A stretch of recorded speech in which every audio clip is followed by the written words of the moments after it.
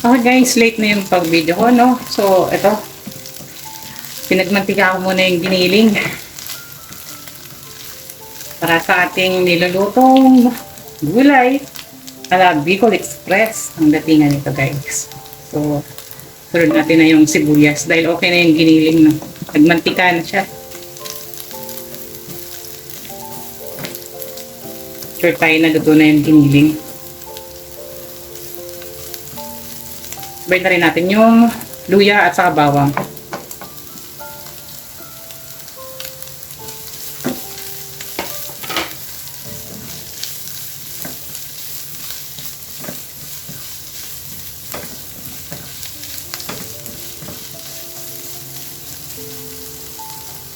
Okay, lutuin lang natin yung ating sibuyas at bawang.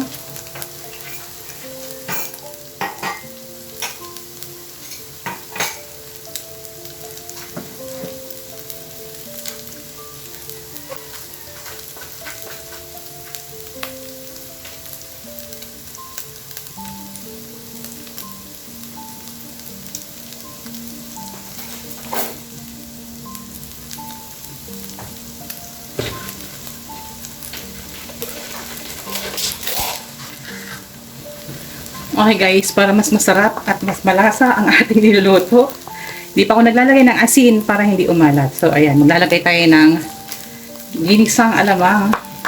Ito yung niluto ko nung nakaraan.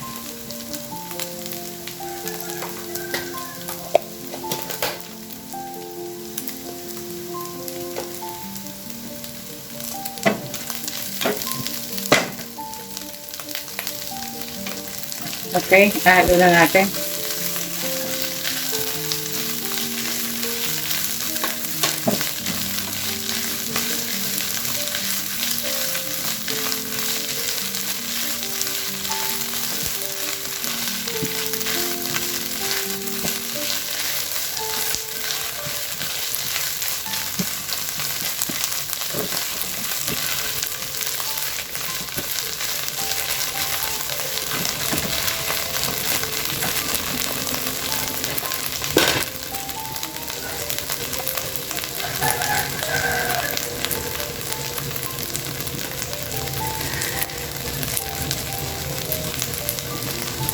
Then syempre, masarap to sigarilyas, masustansya. Healthy gulay. Gulay tayo para masarap yung ating pagkain.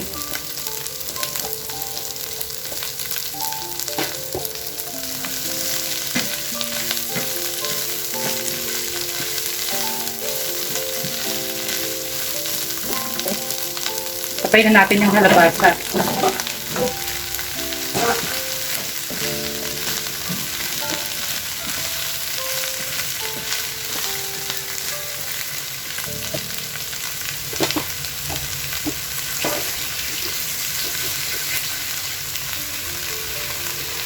Magyan tayo ng tubig para may sabaw.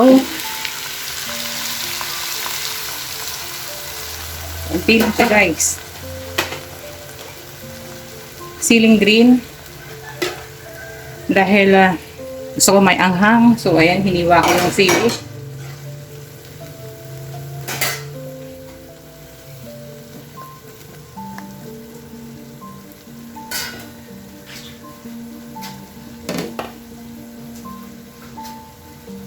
Takpan muna natin. So mamaya natin nalasahan kung kailangan pa natin magdagdag ng asin.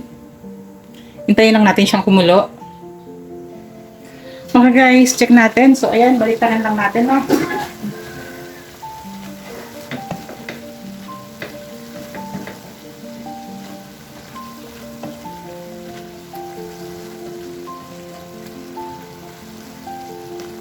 Ayan, malapit na siyang maluto. Pero maglalagay tayo ng gata. Kakanggata ito guys.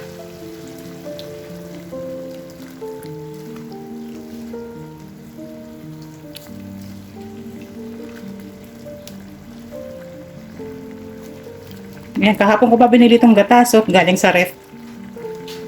Parang malapot tingnan. So, halo natin para maganda yung dating ng gata once na naluto na. Sabayan natin lagi ng halo once na hindi pa siya nakulo.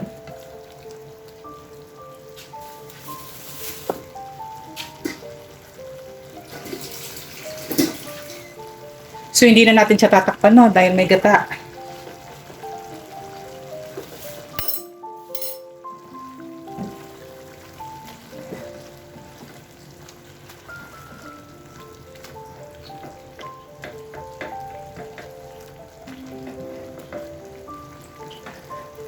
Tikman natin kung tama na yung alat.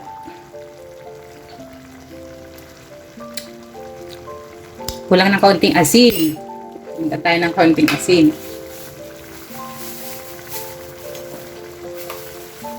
Kasi hindi masarap yung gulay pag maalat. So, kailangan sakto lang talaga. Okay na to, sapat na to guys.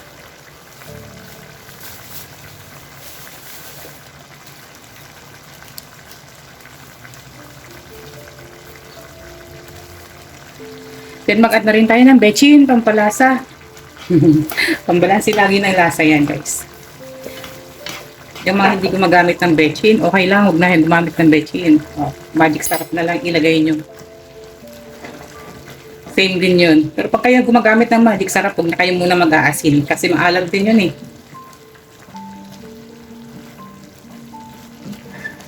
Okay, lutuin lang natin yung gata. So okay na yan. Lutuin lang natin yung gata. Dahil yung gulay sa mga 3 minutes luto na to. Sarap.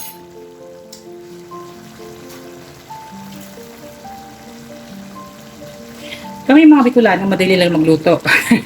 Na lumaki kami sa pagluluto ng gata. Ayan, sa aming mga Bicolano, langka, daing, ayan, talbos ng kamuting kahoy. Naku po, marami kami yan.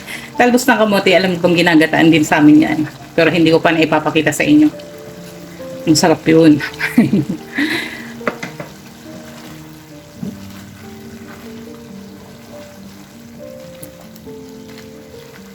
Yung talbos ng gabi, inaasiman namin yun. May kasama nga, inaasiman ng kalamansi. So walang gata. Sinasabawan lang. Masarap yun. Lumaki kaming ganun kasi syempre mahirapan tayo at laki sa baryo. Kung anong nandoon sa paligid yun ang ating maluluto. Kaya yung mga nagsasabing hindi maayos yung pagkakaluto ko ng gulay na gabi, pagkonsensya nyo na. Isa lang masasabi ko sa inyo, doon ako lumaki sa ganong paraan ng pagluluto. At 100%, hindi ko masasabing, ay 100% sinisiguro ko sa inyo na walang katiyon. Napapasa ko sa comment section eh, na hindi daw makatiraw yung ginugulay ko kasi halo ako ng halo. So guys, pwede kayo marunong magluto dyan. Huwag na kayo mag-comment. So try nyo na lang ngayong pamamaraan ko. Pag ako nagluluto kasi ng gabi, medyo matagal yun guys. Inaabot ng, minsan nga 1 oras pa eh. Basta, luto kasi ang gabi at sigurado tayong tama yung nabili nating gulay na laing. Ayun, sure yun, masarap yun. So ito, luto na to guys. Actually, luto na to. So, yung gata lang, binibigyan ko pa rin ng konting oras na kulo para hindi siya napapanis once na hindi naubos. Ganun ang pag-preserve pagka ginataan. Kailangan yung gata luto para hindi panis. Kasi pag hilaw yung gata, katatapos mo lang kumain, after 1 hour, nakikita mo bumubula na yan, hilaw, panis.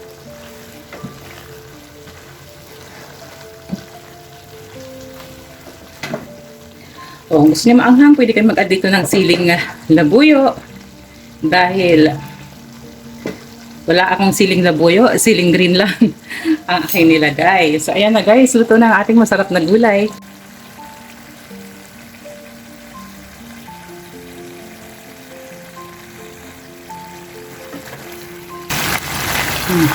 Nakikita nyo naman yung gata. Oh. Kaya yung mga Bicolano pag nagluto, yung siguradong makakain nyo. Kahit sarasa. Ang iba kasi pag gata, hindi gaano mahilig. Pero pagka marunong kayo magluto, masarap talaga yan guys. Hahanap-hanapin nyo yung lasa. Lutuin mo natin mga another 1 minute para sa kalabasa. So So, okay na to guys. Maraming salamat sa pagbisita sa aking channel pag nasa Bicolano. So, ayan, luto na. Kainan na. Patayin na natin ang apoy. Okay, bye! Okay guys, after natin magluto ng gulay, dahil hindi pwedeng gulay lang para sa mga kasama ko sa bahay, so magpiprito ako ng chicken. So ito, filet yan. Minarinate ko siya sa kaunting chicken breading. Breading. Ano ba? Bicolano tayo. Yung pagbigkas ko, unawain niya na. Then, paminta at garlic powder. So, nilagyan ko ng kaunting cornstarch at ano pa ba yun? Egg whites para malambot yung ating chicken. So, painit lang natin yung mantika. So, ito yung pinagprituhan ko ng fried chicken kanina o kagabi pala, kagabi. So, malinis yan guys. May takip. Sayang kasi yung mantika. Hindi tayo pwede magtapon ng tapon. So, painit ko lang muna natin, no? So, dyan tayo magpiprito. Okay guys, mainit na yung ating mantika, no? Dahil mabilis maluto tong ating chicken fillet. So, hihinaan ko yung apoy. Ayan, dahil mainit na, hinaan natin yung apoy. Hindi ako maglalagay ng breadcrumbs. So, ganyan lang.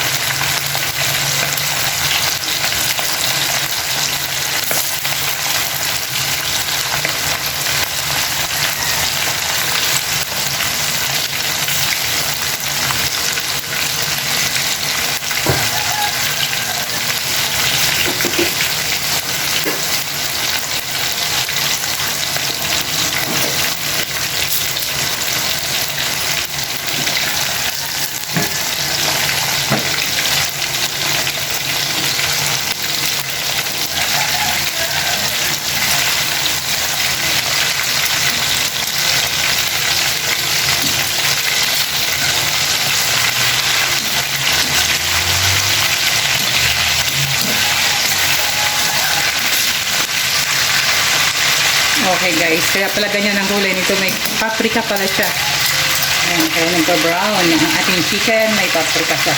Paprika powder. Smoked paprika.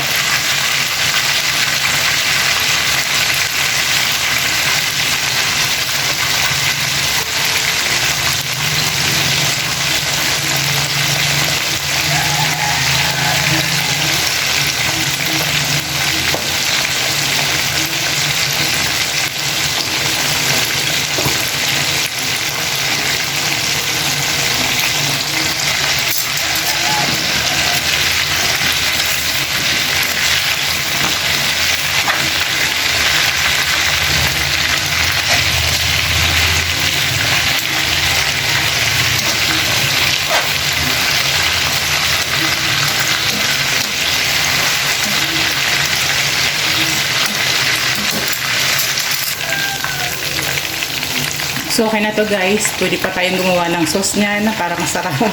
Diba? Honey with butter. Pero, prituhin lang muna natin lahat hanggang sa maubos. Kasi, ayan, maliliit na siya. Sinadya ko talaga yung ganyan para hindi sila maumay. Okay na guys, luto na. So, gagawa na tayo ng sauce.